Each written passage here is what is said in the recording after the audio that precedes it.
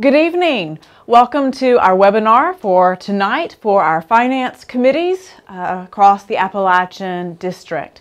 I'm so thankful for you being present to watch this, and hopefully we will have some time this evening to answer your questions and to learn what are the expectations around serving on the finance committee, including several of the financial officers that also make up that financial team for your churches. Before we get started, I want to say thank you to those who are helping make this possible tonight. Off to my left, off camera, is Charlotte Brindle, our Appalachian District Congregational Vitality Strategist, and she will be taking your email questions. Email those questions to the address on your agenda handout, and we will get to as many of those as we can tonight, and any that we are unable to get to, I promise you will get a response from me via email. Also, a special thanks to Chris Quinn and Bryce Holden, who are part of the IT team here in the Charlotte office that helped make this logistically possible, and they've done a great job working with us on these webinars. So let's get started. We have a lot of material to cover tonight. Let me first of all highlight the 4 handouts that you should have available to you. One is the finance webinar handout. It has a brief agenda at the top. We also have the Finance Committee guidelines that we will be going over. You have a copy of the 2012 Book of Discipline, Finance Committee directives. And then the final handout is the Disciple Dialogue Annual Conference 2013 that Jennifer Burton shared with us. So let's begin. And tonight I would like to actually start with the Finance Committee guidelines, and let's talk about, in generality, what is the purpose of the Finance Committee, and then who makes up the Finance Committee. So you will see at the top it says Introduction and Background. That the job of the Finance Committee is to identify, perfect, I like that, perfect, and manage the finance system for the congregation. And so that finance system is essentially the process of raising the funds, managing and dispersing the finances so that the mission and vision of the congregation can be achieved. And so that's a great summary of what your purpose is as the Finance Committee of the church. And then there's a great paragraph that talks about the biblical background for our work in how we manage finances. And there are actually more than 800 biblical references about money and wealth in both the Old and New Testament. Jesus talked about it 25 times in the Gospels, more than any other topic except for the kingdom of God in his parable teaching. And so this is a very important topic, a very important aspect of ministry in the life of our churches. And so you will see that when we kind of break down some of the categories for the biblical teaching on money and wealth, it talks about the importance of generous giving. It talks about wise investment. It talks about debt management. It talks about prudent fiscal oversight and an appropriate attitude towards money and finances. And so, in summary then, whatever income and expense is generated by the church, it ultimately is for the work of ministry. And so, I think Jesus was concerned with how we use money and what we think about it and how it affects us. And so there's an important theological undergirding of how we respond to stewardship and care of our finances and resources. And then, of course, I love what John Wesley taught in his famous sermon, The Use of Money. Earn all you can, give all you can, save all you can. And that, within those 3 phrases, strikes an interesting balance between being fiscally wise but also generous. And that essentially is your job, is balancing between being fiscally wise but also generous in our stewardship. So the guideline also then makes the distinction between Christian stewardship and funding ministry, because those are the two aspects of your work. And when we talk about funding ministry, essentially it's fundraising. It's how do we raise the monies required to meet the budget expectations, the gathering of the funds, so that ministry can take place. So we have the resources we need to do what God is calling us to do. But underlying that task is the idea of stewardship, the education, the practice, the discipline of Christian stewardship. And we understand ourselves as stewards who respond to our giftedness. And so I like that language there, that when we are able to teach stewardship, we are able to help folks understand that is a response out of God's blessings to us. It is a response out of the giftedness that we have received from God. And that is financially, it is also time and talent. There are a lot of ways in which we are good stewards, but tonight we're focused primarily on finances. So the fundraising answers the what we do, and the stewardship answers the why we do, which is, again, back to that Wesleyan balance that he taught.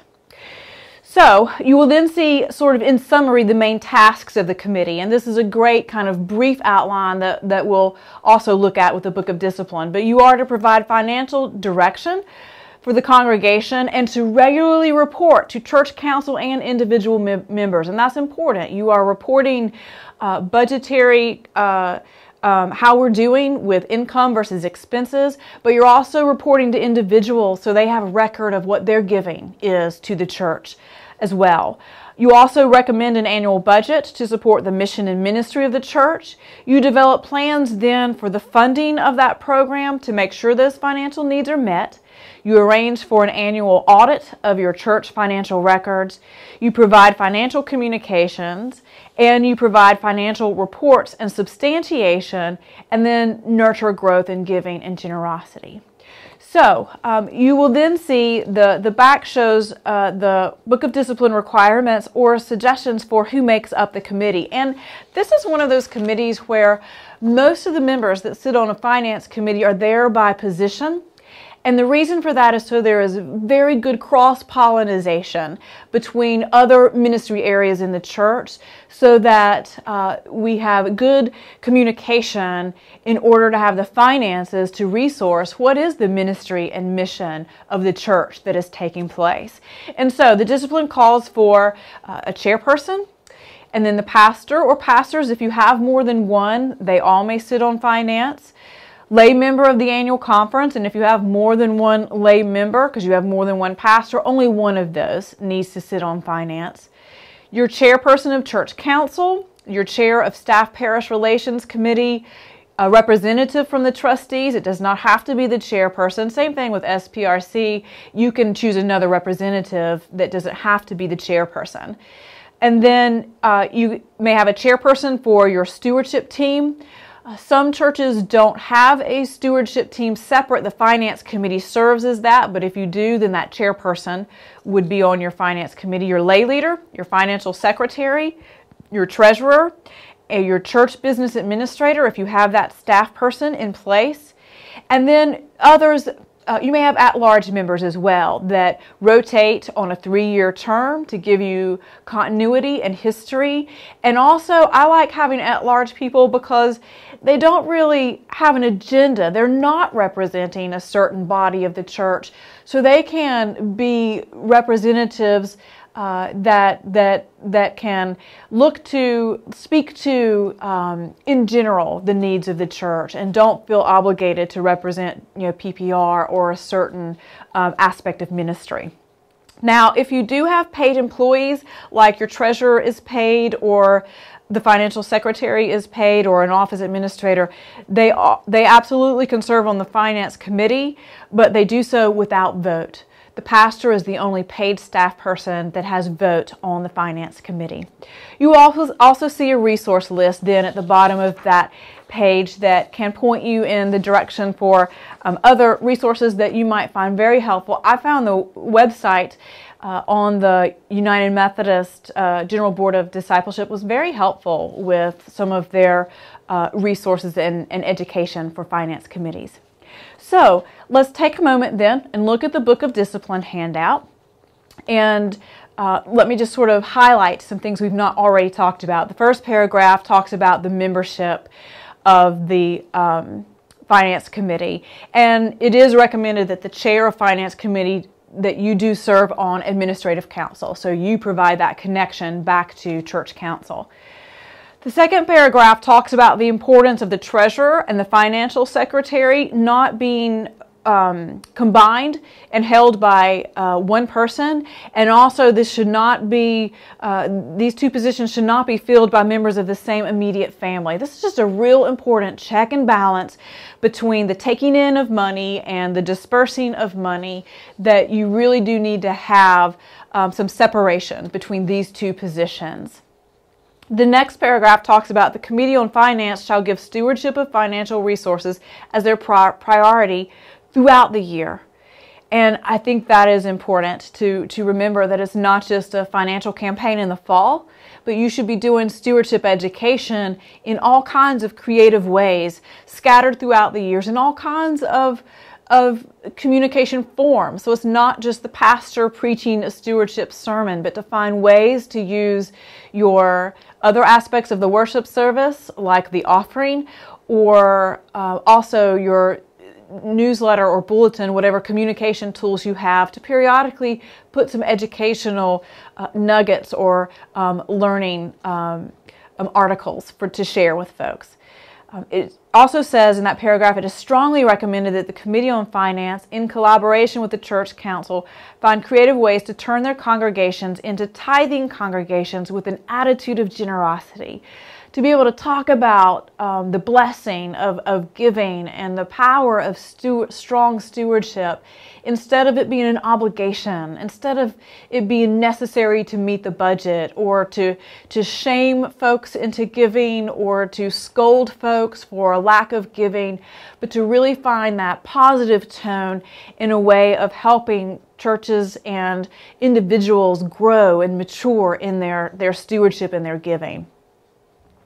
So the next paragraph just talks about the budget process, and you as a finance committee will develop how you want to handle that, but typically in the Book of Discipline says that all of the ministry areas that would have a budget asking need to get that information to you. You would then compile it, and then you present a recommendation to administrative council so that they can prepare a budget to be approved by the council and adopted for the following year.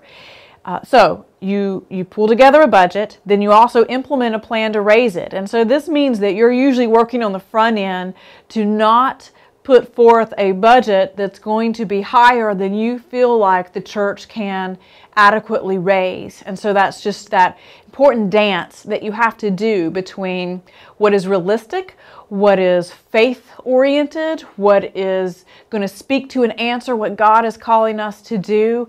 What is that balance? And also that to me is the beauty of at-large members on a finance committee too, because sometimes we get heavy on what I call bean counters, or the numbers people who really know finances in and out. And look at that bottom line, and that's very important to have folks that are strong with finances. But it is also important to have balance and have people who are strong in the gift of giving and strong in the gift of faith, and can see the power and importance of stewardship and how that plays out in our finances and the use of our resources, so that you can work together to find that happy medium, or that goal of what can the church raise for a budget? What can we do in order to support the ministries and the mission of the church? And then the last part of that paragraph is you administer the funds that are received. So you are responsible for handling the church's process, for handling all monies that the church receives throughout the year. And then the next section just talks about how it is your job to carry out the church council's directions on what is the work of the treasurer and the financial secretary. And it gives some recommendations for those two particular roles.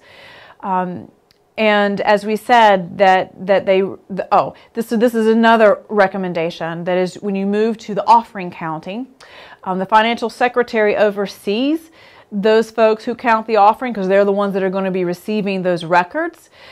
It's very important that you have at least two people to count that offering, and those two people not be in the same household. That is a check and balance for your safety. Sometimes it becomes inconvenient to have to put together teams that stay after church when they really want to go and eat their lunch with their family, and it can get frustrating. But to be able to have strong practices in place, that is critical for not only the safeguarding of the precious resources that you've been given, but also to harbor the trust of your church family, that they know that their resources are being handled very professionally. So that is an important detail that you need to kind of work out a plan to have those checks and balances. The thing I would highlight for a church treasurer is that, and we know this, but let me say it again, that contributions to benevolence shall not be used for any cause other than what they have been giving. That's designated giving. And so those funds need to be honored for what the giver has designated them for. And then the treasurer is also the one responsible for making regular and detailed reports about funds received and expenditures to not only the Committee on Finance, but also the church council, because the treasurer oftentimes sits on church council as well.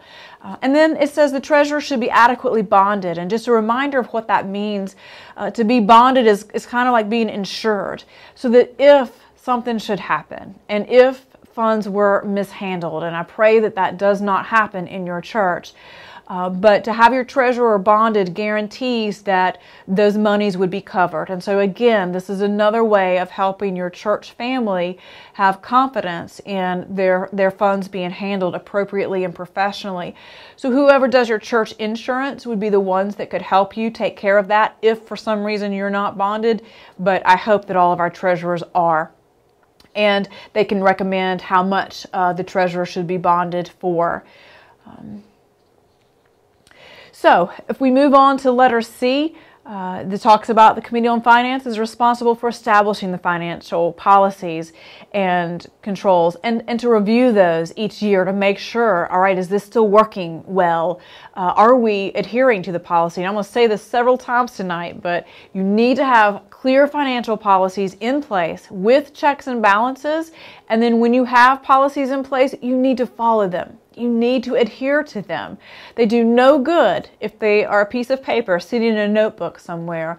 And instead, these need to be the guidelines that you live into, and to evaluate that regularly to make sure. Letter D, you're responsible for an annual audit. I get a lot of questions about this when charge conference comes, because people seem to be confused about the timing of it, or they don't seem to have it done in time. And so let me just encourage you now. All right, here's your warning or the explanation of the timing. In charge conference in the fall, there is a form Finance Committee has to complete, and one of those is to answer, has an annual audit been done for the previous year? It is not the current year, because clearly you've not completed the year out. So you've got from January 1 until September, October, November, whenever your charge conference is, to get an annual audit done of the previous year. That should be plenty of time in order to take care of that, so that you're not pushing up against your charge conference and getting that paperwork in late. And here's the definition of an audit. We get this all the time. A church audit is defined as an independent evaluation of the financial reports and records and the internal controls of the local church by a qualified person or persons. So it's a little bit vague. It gives you wiggle room, and there's a reason for that. So ultimately what we're asking is that someone who is not regularly part of the financial practices steps in and does a review of the practices, of the checkbook to to make sure everything is reconciled, and it just provides, again, that check and balance to say, hey, are we living up to the procedures we've set in place? Where could we do better? Are there places where we kind of consistently miss the mark? You have fresh outside eyes that look into it. So that can be as simple as just other members of the church that step in and do that. And it can be as complicated and as expensive as having outside accountants that will come in and do a CPA that will do an audit. So there are times when that is very appropriate, but you certainly do not have to pay for that every year. And there's some guidelines here for what should be included in an audit, and you can read that. So letter E just talks about deposits and how that's handled. You need to have a plan in place for how you're going to get that money into the bank following Sunday's worship service, and that needs to be done as promptly as possible. If that deposit cannot be made on the Sunday, then you better have a safe or a way to secure those funds. I had a church where the treasurer would put the money under their bed for a couple of days before it got deposited, and that is absolutely not acceptable and had to be changed pretty quickly. So please take that seriously and have a good process that is in place. Letter F, again, is the designated gifts that we have to honor. If a gift is given with a designation, then it needs to be handled the way it was asked to be handled, and promptly. Don't let that money sit there too long. Letter G, after the budget of the local church has been approved, if there are some additions that need to be made, if you realize going through the year that you're not tracking financially the way you thought that you would, then any changes must be approved by the church council. And letter H, the committee shall prepare annually a report to the church council of all designated funds that are separate from a current expense budget. And so that's just a way of having a record for outside of the budget funds that may be ongoing or special projects, but at least annually there should be a report so people can get a snapshot of what those special funds look like. So at this time, let me pause and answer a couple of questions. You've done a great job because we've got several to work with here. So the first one is, what is the relationship among the church council, the finance committee, the PPR, and the trustees? How do they function collectively? And then the example they give is, for instance, with the salary modifications, where do they originate and what's that pathway for final approval? And that's a great question because the answer is, these administrative teams of the church really do have to work together.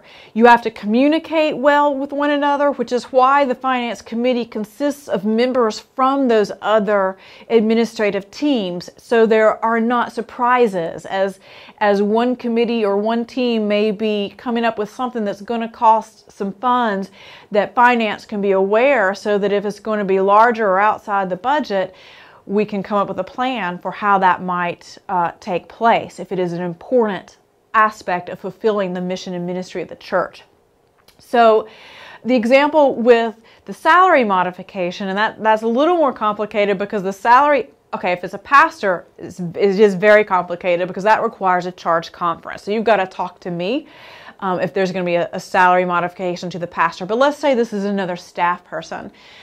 Then the way that would work is modifications of salary would be recommended by the pastor parish committee to finance for their part of the budget, and then finance would work with that within the larger budget to recommend to the administrative council that would ultimately approve the recommendation that originated with PPR, filtered through finance, and came to administrative council. The other part of this question is, what about trustees? They are dealing with buildings and grounds. Are they somewhat autonomous in their ability to sign agreements and other contracts? Or do they need approval of the finance committee and council? And again, a great question. And the answer is it depends. If they are operating within their approved budget for that year, they do not need to go for approval to Finance and Administrative Council for agreements and contracts if those, say, maybe a janitorial service or groundskeeping, if it falls within their budget, then they can set up the contract with an outside party and negotiate that and take care of it. But if it's going to take them above their budget, their approved budget, then it would require going back to Finance and ultimately getting approval from Administrative Council. So very interdependent. If anything certainly goes above budget, definitely interdependent as you are putting the next year's budget together. So you can make sure that the priority of your vision and mission is being played out in your budget. So those ministry areas that are really working to push your vision forward have the resources to do what they need to do. So the next question, what committee has a responsibility for overseeing financial accounts that possibly should be moved to new accounts in order to earn more interest? So that's financial committee. If you're talking about managing your funds and trying to figure out, all right, these are funds that we're not necessarily going to need to use with cash flow, so then let's put it somewhere where it's going to get the most interest. That is your finance committee that researches those options and ultimately makes that decision as a committee what would be best.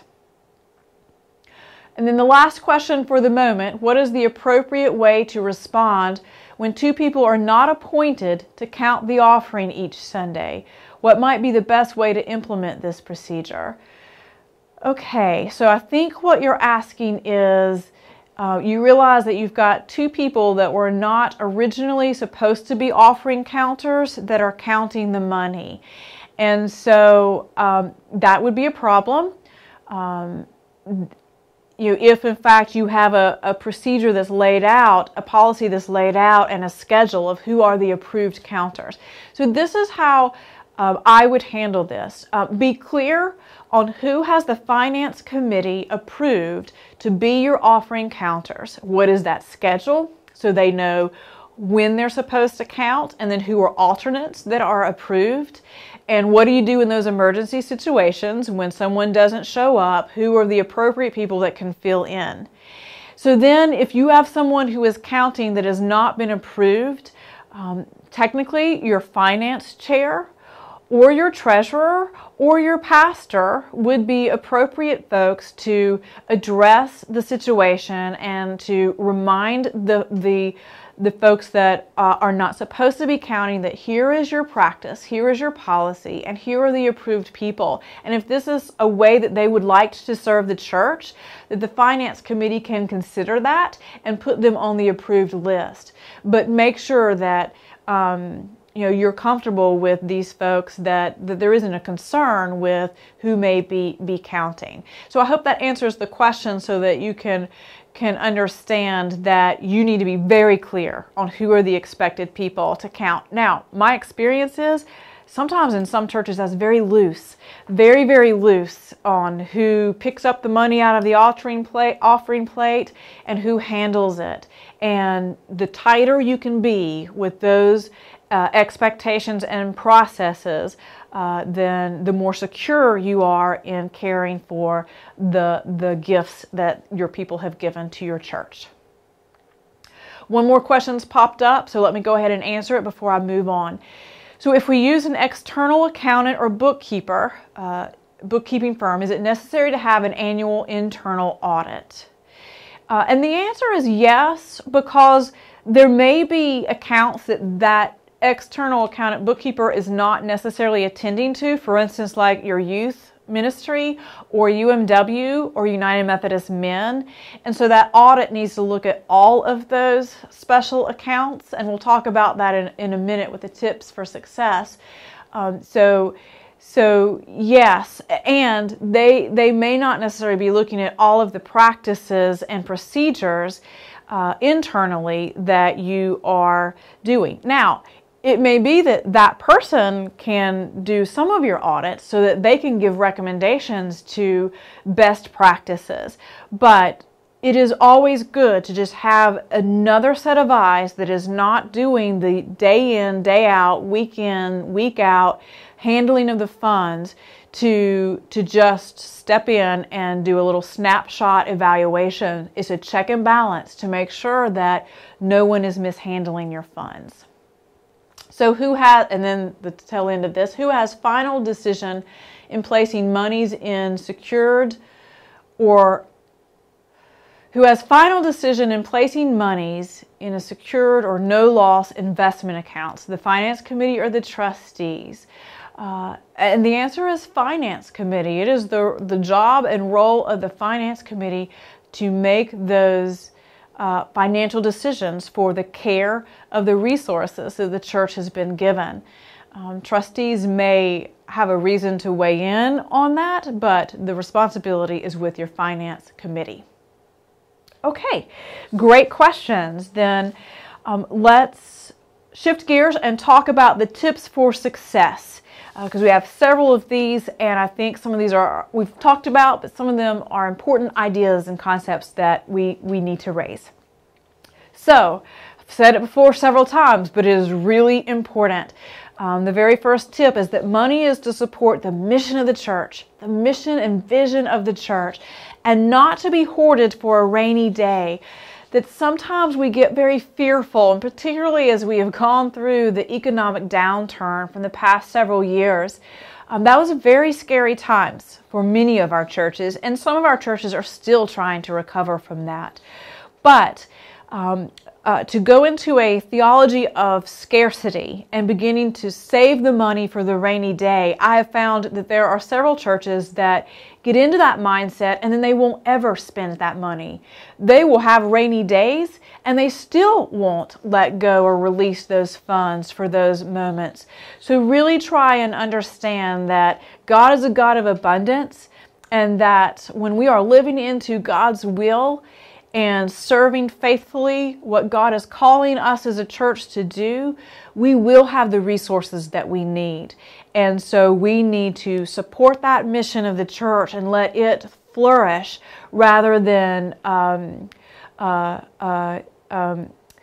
hurt it from underneath by not resourcing it with the funds that we do have to use. All right, number 2. Stewardship education is the key to healthy finances in any church, and it is so true. If you stop and think about last year, and how much time did your finance committee spend talking about stewardship education? Did you just tell the pastor that was their responsibility? Or did you creatively try and find ways to help strengthen your church's stewardship?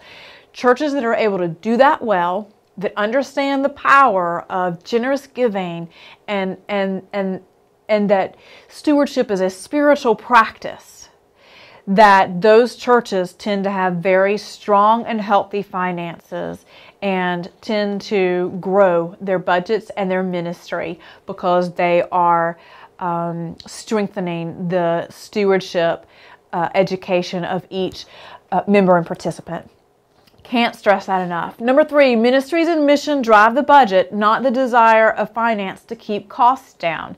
So again, that tends to be another place of tension where finance wants to cut and minimize and really manage and control, when sometimes we have to take a leap of faith into ministry to allow something to have a chance to succeed. And so sometimes we have to take risks. Sometimes we need to be cautious, and we have to find a way to strike that balance and to really discern what is God prompting us to do, and then how will God provide, and be bold to move forward in the mission and the ministry. Number 4, have those financial policies and put them in writing so it is clear, so there's no confusion on who's doing what and what the expectations are, to make sure you've got appropriate checks and balances so your church folks can trust their money is being handled faithfully and responsibly, and then follow those procedures. Number 5, every church needs an annual stewardship campaign that focuses on stewardship as a way of life and not a fundraising event. Make sure your pastor preaches and teaches stewardship at times other than that typical fall stewardship campaign. And there's actually lots that could be said here, but I will just briefly make a few points. Stewardship campaign, there are a lot of churches I have discovered that don't do them at all. Church members do not want to tell what they're giving or make a promise that that's between them and God. And that can be really difficult when you're doing budgeting and planning, and especially when you're trying to do new things that are outside of what you've always done. How are you going to know if you've got the resources to do, or if you do the new thing, then is something else going to suffer? So I strongly recommend doing a stewardship campaign, whatever it might look like in your church. But again, it's just an opportunity to do education and theological teaching around it. It is not just fundraising. That if we can step back and realize there's so much more to a stewardship campaign, typically in the fall. It doesn't have to be in the fall. But also make sure your pastor preaches. As we talked about, there's a lot of material in the Bible to work with, and if the only time people are hearing stewardship is in the fall, they're going to potentially tune that out. But if you can hit them at other times of the year, that is high impact. That is a great opportunity to teach. Number 6, the members of finance should be people who tithe, or at the very least give consistently and are striving to become tithers. This is important. This is the practice what you preach. This is living faithfully into maturing disciples, and it is modeling for others what you're asking them to do themselves. And so ideally the finance committee should be tithers, and if not, then making steps toward really trying to reach that goal. And so here's another hot topic, number 7. It is indeed appropriate for the pastor to see financial giving in the life of their church. That is appropriate because financial giving is a sign of spiritual health, just like participating in Bible study, just like one's prayer life.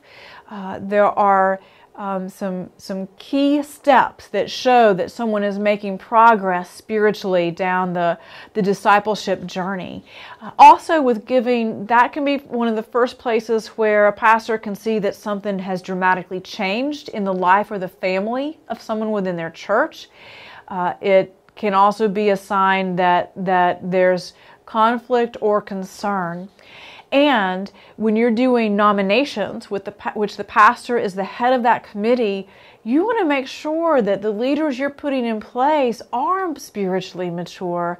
And so that is just an important sign, and that's important information. It doesn't mean that they check it weekly and commit it to memory, but it does mean that they have the right. And pastors, you should take that responsibility to periodically, twice a year, review those numbers so that you can have a sense of what do you need to be preaching to. You can look at those numbers and have a sense of your congregation to see if you need to be doing more stewardship education or celebrating the generosity of a generous church. Number 8, have a plan for asking people to put the church in their wills. Help them with resources for estate planning. Also, another option is to use Financial Peace and other comparable programs to help people get out of debt. Financial Peace is a curriculum that helps individuals deal with debt and get some financial security in their life. And the United Methodist Foundation is a great resource for getting help with talking about estate planning. But this is really critical when we look at our churches and our membership is aging. And many of you say to me, we're very worried because our older folks will be passing away, and they're some of our strongest givers, while we don't have younger folk, or our younger folk aren't at a place where they can give as strongly. So talk about estate giving, talk about a legacy gift, talk about a bequest that can help support the church that they love, even after they have moved to the church triumphant. So number 9, finance committees are responsible for the oversight of all church funds, and I talked about this earlier. This means Sunday school classes and the UMW and the youth, that that you need to, when it's time to do that audit, you need to review those financial statements. You need to make sure that everything is in order. Unless it's the cemetery trust fund or like a separate nonprofit or legal organization, then you're not responsible for reviewing those funds. But all the rest of those checking accounts within the church, you do need to review annually. And this says quarterly. Jennifer Burton recommends quarterly so that you can head off any problems before they get too big. Number 10, treasurers especially should be aware of all the deadlines and documents that you're responsible for. So this lists several of them. I will leave that for you to read and review. But you've got the payroll tax, you've got charge conference fund balance report that is due every year. Your statistical reporting, I will say here, that is the responsibility of the finance chair with the help of the treasurer. To get the information. The pastor should not be the one filling that out. They should be able to hand that off to you all to take care of, table 2 and 3 essentially, and they can support you in that, but that is your responsibility. You also need to take care of your W-2s for your employees, and no Form 1099s and no slips of paper to the pastor. Do those W-2s the way they are supposed to be.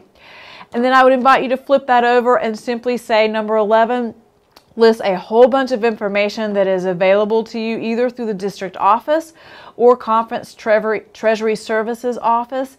And a lot of this depends on having that administrative website login, which you can get from Jenny Mann or Michelle Austin in the district office. They can help you out with that.